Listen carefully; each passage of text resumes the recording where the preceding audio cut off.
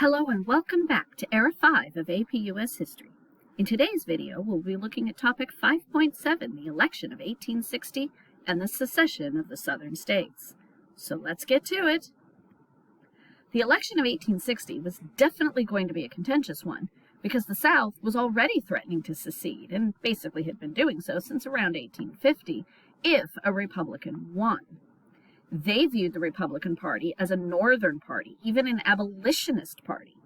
William Seward had originally been the frontrunner for that party's nomination, but he had alienated several factions who felt he was too radical, even though he was trying to become more centrist.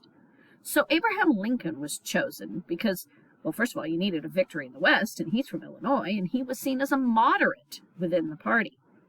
The platform promised not to interfere with slavery in the states where it existed, but it did oppose the expansion of slavery into the territories. The platform also promised tariffs protecting industry and workers, a Homestead Act granting free farmland in the West to settlers, and the funding of a transcontinental railroad. The Democrats were very divided into factions, North and South, and at their national convention in April of 1860, 51 Southern Democrats walked out over a platform dispute. Stephen Douglas was a moderate on the slavery issue, favoring popular sovereignty, but he didn't have enough votes to win the party nomination. After several weeks of debate, the Democrats eventually gave up and their convention ended with no candidate selected. So they had to try again in June of that year, and this time 110 Southern delegates, led by the South Carolina Fire Eaters, walked out when the convention would not adopt a resolution supporting the extension of slavery into the territories. The remaining delegates went ahead and nominated Stephen Douglas, but it essentially meant that the party was split in two. And if you look at past election results, split parties don't win. The delegates who left the first convention did decide to hold their own, where they were joined by those who'd left the second Democratic convention. And these Southern Democrats, almost entirely from the lower South, nominated sitting Vice President John Breckinridge as their choice for president. A fourth political party, the Constitutional Union Party, formed by remnants of both the defunct Know Nothing and Whig parties, who had been unwilling to join either the Republicans or the Democrats, they formed this party, hoping to stave off Southern secession by avoiding the slavery issue altogether, which, when you think about it, is kind of difficult to do considering the events of the previous 10 years.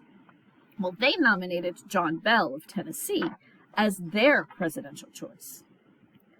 Over the course of their campaigning, Bell and Douglas both claimed that disunion would not necessarily follow a Lincoln election. But many really didn't believe this, and there were even military preparations being made in some states in the event of secession. Even though the Electoral College map seems to suggest that the South was largely united, it really wasn't, because the South is actually made up of 3 regions. Your border states, which were Delaware, Maryland, Kentucky, and Missouri, along with some of the Kansas territories, they had Unionist popular votes scattered amongst several candidates, Douglas and Bell, and even a few for Lincoln. The middle Southern states actually had a Unionist majority, divided between Douglas and Bell in Virginia and Tennessee. In North Carolina and Arkansas, the Unionist votes actually was almost a majority, and they supported Bell and Douglas. The Unionists, these are the ones that want to stay in the Union. Texas was the only sort of middle South states where Breckinridge convincingly carried the state. In 3 of the 6 deep South states, Unionists, if you collectively put them together, which was Bell and Douglas, won divided majorities in Georgia and Louisiana, or they neared it in Alabama. But they're divided. Breckinridge really only convincingly carried 3 of the 6 states in the Deep South, which was South Carolina, Florida, and Mississippi. But the way the votes were divided, it meant that Breckinridge ended up winning all of the electoral votes for those states. In the 11 states that later declared their secession and were controlled by Confederate armies, Lincoln wasn't even on the ballot except in Virginia, where he got a whopping total of 1,929 votes. Not surprisingly, these were in the border counties of what would later become West Virginia, but that area more closely identified with Ohio and Pennsylvania, both economically and culturally, more so than they did with the rest of Virginia. But here, because of the divided vote, you can see Lincoln wins. And really, he didn't need any Southern votes, not a one, in order to win the election outright. Although most white Southerners did not own slaves, the majority supported the institution of slavery, and they benefited in indirect ways from the slave society. For struggling yeomen and subsistence farmers, the slave society provided a large class of people ranked lower than them in the social scale. Therefore, not long after Lincoln was elected, but well before his inauguration, South Carolina held a convention to consider secession, which began on December 20th, 1860. At that convention, 169 delegates, nearly all of whom were slave owners, voted unanimously to leave the Union. A few days later, they issued a statement that justified their actions, borrowing on some of the language of the Declaration of Independence, but ignoring the parts they seemingly didn't agree with, like the all men are created equal part. They stated, quote, "An increasing hostility on the part of the non-slaveholding states to the institution of slavery has led to this," in reference to the northern states refusing to help capture fugitives from justice. It goes on to state, "A geographical line has been drawn across the Union, and all the states north of that line have united in the election of a man to the high office of presidents, whose opinions and purposes are hostile to slavery.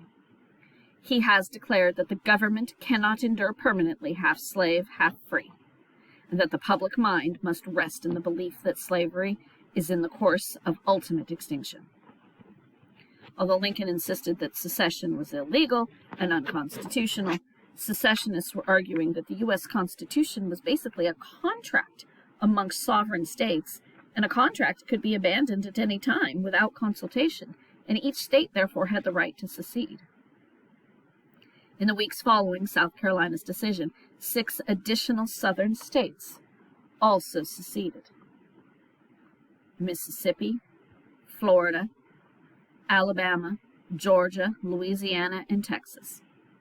All explicitly named slavery as at least one of the reasons they were seceding. These states were all located in the lower South, whose regional economy was heavily dependent on agriculture, particularly cotton, and a plantation system that relied upon the labor of African American slaves. In February of 1861, representatives from these 7 seceded states met in Montgomery, Alabama, to found the Confederate States of America. They hoped for a peaceful separation from the North and wrote a new constitution that was remarkably similar to the U.S. Constitution, often a word-for-word duplication, though there were some notable changes, like having an executive who served just a single 6-year term, giving that executive a line-item veto, and prohibiting protective tariff and federal funding for internal improvements. They also created a unicameral legislature, which would have active participation by cabinet members. Although this was a very different system than the U.S. Congress, it actually was blending some aspects of the British House of Commons with some similarities to the U.S. Congress. It's actually interesting to note that this constitution that they created banned the international trade in slaves, but naturally the right to own slaves within the Confederacy and to transport them anywhere was specifically guaranteed. Jefferson Davis of Mississippi, a politician, former cabinet secretary, planter, war hero, and even son-in-law of a former president, was chosen to be the president of the Confederacy, and Senator Alexander Stephens of Georgia was chosen as his vice president.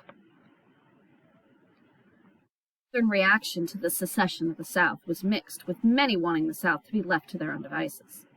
There were also attempts to thwart secession, including a proposed constitutional amendment that would have made it impossible for future constitutional amendments to change the domestic institutions that were legal in various states, meaning slavery wouldn't be able to be interfered with by Congress in the future.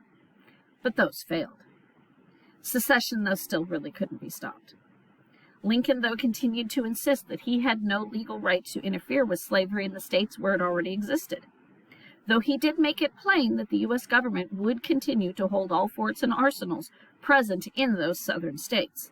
Although by the time he was inaugurated and announced this, there was only 2 still in Union hands. Those 2 forts, one in Florida and one in South Carolina, had commanding officers who were Northerners. Fort Sumter, located in Charleston Harbor, would be the site of the initial shots of this war itself. As Fort Sumter had been cut off from local supplies, they needed reinforcements from outside the area. Major Robert Anderson, the commander of the fort, appealed to Abraham Lincoln to send him reinforcements and supplies. Lincoln consented to send some supplies, but did not want to send reinforcements, believing the South would interpret that as an act of war, and really, Lincoln wanted the South to act first. Because, though, messages were being sent using a telegraph system, the Confederate military knew what supplies were on the way, and demanded the surrender of Fort Sumter. When Anderson did not do so, Pierre Gustave Toutant Beauregard opened fire on Fort Sumter early on the morning of April 12, 1861. The South had believed that any form of resupply was a provocation for war, and felt that the North had taken the action first. Anderson tried to hold out, but could only do so for about 24 hours before he was forced to surrender. The next day, Abraham Lincoln put out a call for troops, requesting 75,000 men to serve for 3 months to put down this rebellion. He believed that any war would be relatively quick, and that the Confederate military would simply lay down their arms as soon as they were significantly challenged. But that wasn't the case.